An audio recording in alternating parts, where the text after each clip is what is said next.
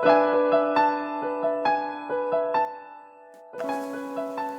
pagi saudara-saudara, Shalom dan salam sehat, dan kiranya Tuhan Yesus nantiasa memberkati saudara-saudara dan saya. Kali ini saya akan memberi kesaksian menikah dengan Ratu Ular, tapi mari kita berdoa dulu. Tuhan Yesus berkati dan urapi saudara-saudara yang mendengarkan kesaksian ini, agar menjadi berkat bagi semua. Biarlah kesaksian ini menjadikan kebesaran nama-Mu bertambah-tambah dan semakin banyak jiwa-jiwa dimenangkan dan dipersembahkan bagi-Mu. Biarlah hamba-Mu semakin kecil, hanya kemuliaan untuk Engkau. Engkau yang semakin besar dan bertambah-tambah. Ya Yesus, tutup bungkus kami semua yang mendengarkan kesaksian ini dari godaan iblis. Jadikan ruang ini untuk saling memberkati, saling support, dan berkati yang tidak mengenal akan Engkau, agar mereka bijak menggunakan kata-kata dan tidak saling menghujat di antara kami, karena Engkau mengajar kami untuk saling mengasihi satu sama lainnya. Terima kasih Tuhan, dalam nama Tuhan Yesus, amin. Saudara-saudara, suatu hari ketika saya sedang bekerja di ruangan saya di Jakarta, tiba-tiba saya didatangi satu sosok roh dengan jubah hitam.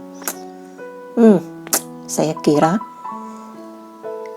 tahu bahwa itu adalah penunggu gedung tersebut. Itu perkiraan saya. Tapi menjelang sore, saya didatangi lagi dengan kakek tua memakai baju putih dan sorban. Tapi karena sehari sudah diberi penglihatan dua roh yang berbeda, maka saya lapor pada atasan saya bahwa karena mungkin pada saat pindah belum didoakan. Jadi penunggunya semua datang pada saya. Dan keesokan harinya mereka membuat tumpeng dan memanggil pendoa dari seberang dengan cara mereka. Akan tetapi upacara doa tersebut tidak menjadikan reda. Beberapa hari kemudian tetap saya didatangi, dan kali ini berupa ular hitam besar dan muncul di meja kerja saya pakai mahkota. Jadi saya tahu itu adalah Raja Ular dan Setan. Dan tidak lama kemudian muncul lagi ular putih besar dengan mahkota juga, dan itu Ratu Ular. Terus mereka muncul dengan wujud-wujud yang berbeda-beda. Akhirnya saya berdoa dan saya diminta tuntunan Tuhan, dan Tuhan menuntun saya kepada satu ruangan di mana teman saya duduk sedang bekerja. Lalu saya sampaikan dan saya panggil namanya, "Hey yo, berapa hari ini saya dilihatkan oleh makhluk-makhluk yang bermacam-macam, dan mereka sampai mendatangi rumah saya di Sentul dan mau ikut saya. Jelas-jelas ini adalah milik seseorang yang memegang kekuasaan kegelapan." Dan tiba-tiba Pak Yu resah, dan dia katakan bahwa saya dukun, bisa tahu semua. Saya bilang sama Yu bahwa saya seorang evangelis dan hamba Tuhan yang diberi karunia melihat yang tidak bagus-bagus. Melalui pekerjaan sekuler ini saya melayani.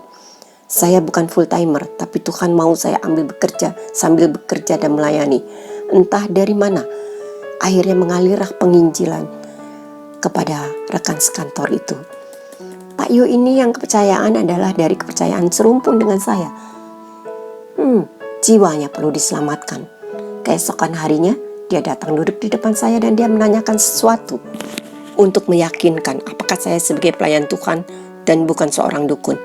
Akhirnya saya bukakan Alkitab dan menjelaskan padanya karunia-karunia yang iblis pun dapat melakukannya dan membohongi manusia agar jiwanya mereka ambil dan dijadikan tumbal. Yu kaget, dan tetap dia mengetes agar saya menyebutkan apa yang ada di dalam tubuhnya, dan terjawab dengan tuntunan Roh Kudus dengan tepat bahwa saat itu dia mengantongi batu merah delima yang di kalangan ilmu kegelapan batu ini banyak khasiatnya. Dan Yo sangat kaget dengan jawaban saya, dan saya katakan juga bahwa dia menyimpan banyak keris. Di antaranya ada keris yang makan darah, dan itu bahaya karena bisa mencabut nyawa keluarganya. Dia mengeluarkan dari sakunya batu itu, disimpan dalam cepuk kecil kuning, dan saya hanya senyum saja. Dahsyat Tuhan, Yesus luar biasa. Dia tidak bisa dikalahkan oleh ilmu apapun, walaupun itu merah delima dibawa untuk khasiat untuk mensantet orang. Joe tiba-tiba beranjak dari tempat duduknya dan kaget. Dia ambil satu album dan dia tes saya lagi untuk menunjukkan keris yang minum darah, karena tiap kali dia harus mempersembahkan darah segar untuk keris itu. Dan di foto Roh Tuhan menuntun saya untuk menunjukkan dengan tepat keris yang mana yang meminum darah itu. Dan saya menunjuk dan Yo mengiyakan.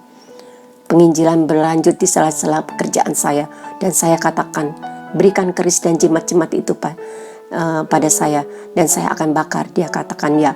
Tapi dia akhirnya mengatakan bahwa keris itu akan dikembalikan pada guru di Sumedang, Banten, dan lain-lain.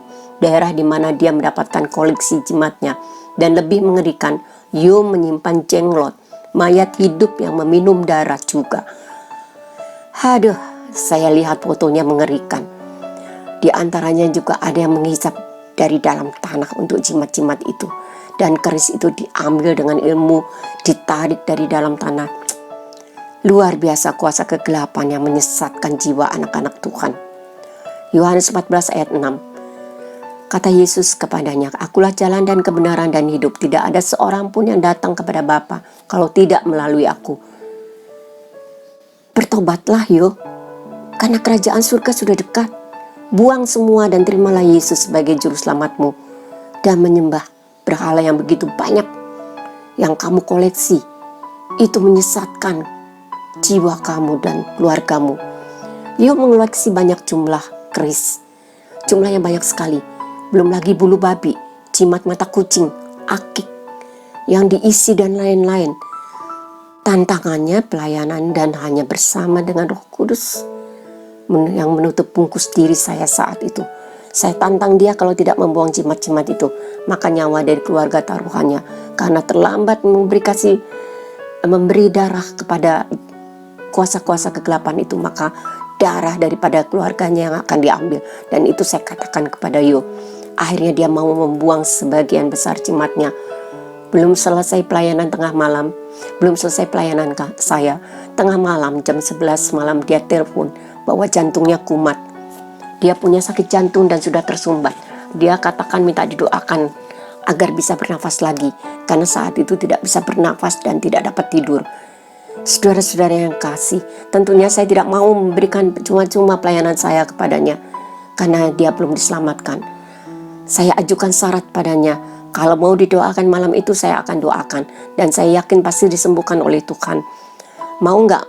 Saya bilang, Yo membuang semua jimat-jimat yang masih disimpan dan dibakar oleh saya, dan menerima Yesus kembali.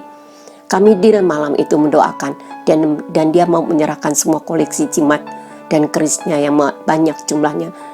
Esoknya dia telepon bahwa Yo bisa tidur nyenyak dan tidak sesak, dan kami janjian sore hari untuk ke rumahnya agar dilayani.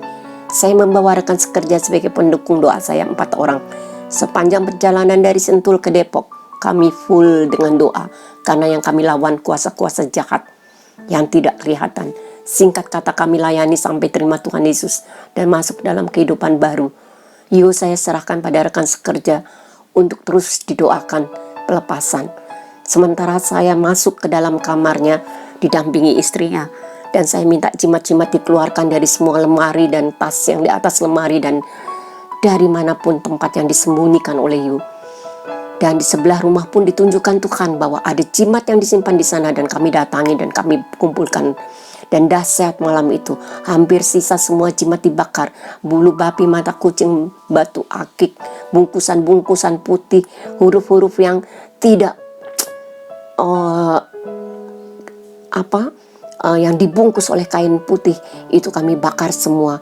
Dan macam-macam lagi, pisau mandau yang diisi dan lain-lain. Saat pembakaran jimat-jimat sudah selesai dan rekan-rekan sekerja terus doa pelepasan pada Yo, saya masuk ke kamar dan saya tanyakan jenglotnya.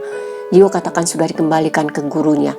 Dan saat itu di kamar pribadi dia, di tempat tidurnya, ada satu roh kepala manusia dan tubuh ular besar sekali, sebesar tubuh manusia, turun dari tempat tidur. Seperti persis bagaimana menjalar, merayap ular itu. Turun dan sangat menjijikkan. Turun dari tempat tidur Yo dan keluar kamarnya menuju pintu keluar kamar tamu, di mana doa-doa sedang dinaikkan, dan saya ikuti dengan mata saya dan keluar melalui pintu kamar tamu. Sangat menjijikkan. Aduh, roh jahat itu kepanasan tidak kuat mendengar nama Yesus terus dinaikkan, dan saya dekati istrinya dan menanyakan langsung tanpa basa-basi, "Bu, berapa lama ibu tidak tidur dengan Bapak?" Tiba-tiba dia menangis dan dia katakan, "Ibu tahu dari mana?" Saya ceritakan bahwa Tuhan memberi penglihatan pada saya, ular dengan tubuh manusia dan memakai mahkota ada di tempat tidur kamar utama. Hikmat yang saya dapat artinya suami selama ini tidur dengan ular itu. Dan Ibu Yo menjawab, "Ibu, 2 tahun," sambil mengusap air matanya. "Saya sudah pisah di kamar anak-anak kalau saya tidur, karena Bapak tidak mau dengan saya." Aduh, nah lu, pekerjaan iblis ketahuan sekarang yang akan menghancurkan anak-anak Tuhan yang bermain dengan kuasa kegelapan.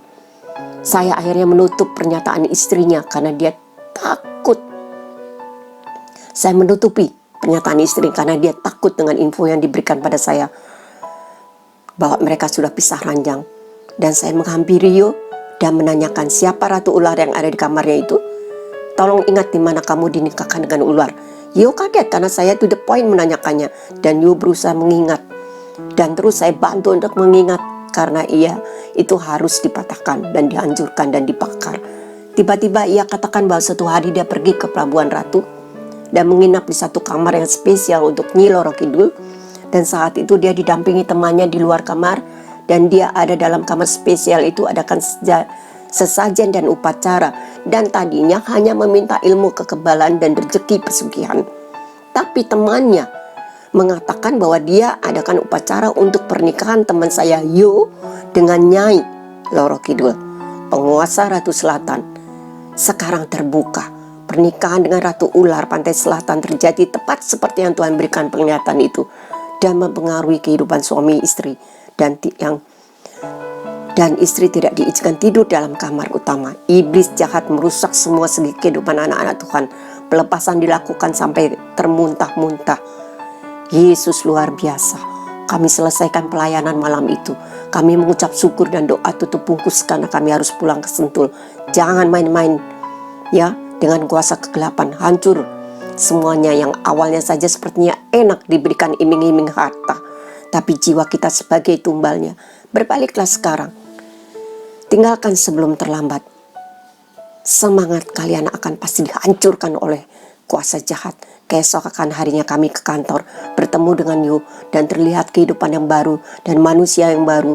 Setelah dilayani dengan jantung yang sudah dibebas, Yo menjalani kehidupan 2 tahun lagi setelah dilayani, dan Tuhan sudah mempersiapkan yang indah.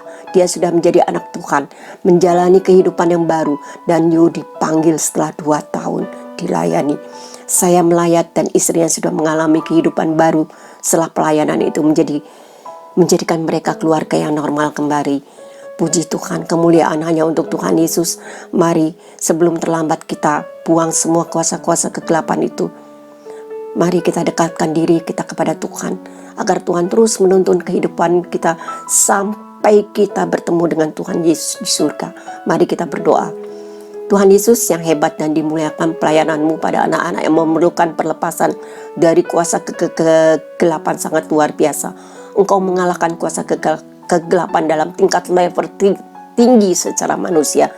Di depanmu ya Yesus, ilmu tidak ada apa-apanya. Ilmu mereka tidak ada apa-apanya, karena kuasamu lebih besar dan dahsyat bagi kami. Pakai hamba-hambamu yang melayani dalam bidang pelepasan kuasa kegelapan ini. Tutup bungkus mereka dimanapun mereka berada. Dan hamba-hamba Tuhan evangelis dimanapun di Indonesia dan pelosok dunia, Engkau berkati dan tutup bungkus mereka semua. Kami tahu God is good all the time bagi kami, dan You are our strength. We believe You anoint us, keep us, protect us with Your Holy Spirit in the name of Jesus. And we pray for God, protect our government and our country Indonesia. Bless our medical team in Jesus name. Tuhan, kami serahkan semua dalam penyertaan-Mu, dan bukakan penutup berkat bagi anak-anak-Mu dalam nama Tuhan Yesus. Kami menyerahkan saudara-saudara yang mendengarkan kesaksian ini dalam penyertaan-Mu, dan menutup bungkus mereka dari COVID-19 dan sakit penyakit dalam nama Tuhan Yesus. We surrender all to You, to our mighty God. God bless you all. Amin.